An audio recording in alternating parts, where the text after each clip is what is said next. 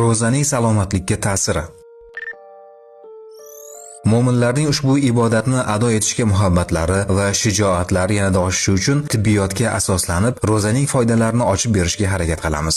Olib borilgan tadqiqotlarda ro'za qon bosimining ko'tarilishi bilan bog'liq 100 dan ortiq kasalliklarga davo bo'lishi aniqlangan. Xususan, ro'za qon bosimining ortishi, qandli diabet, surunkali astma, nafas olish, yurak, jigar, allergiya, surunkali ekzema, teri kasalliklari kabi juda ko'plab kasalliklarga shifo bo'ladi. Ayniqsa, ro'za yurak saratoni, miya xurujiga qarshi samarali sanaladi.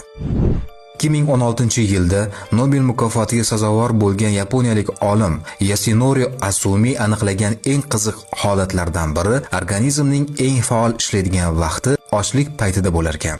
Ya'ni ochlik orqali odam organizmi birinchi o'rinda o'zidagi turli darajada zararlangan, kasallangan keraksiz hujayralardan qutulib, ularni energiyaga aylantirib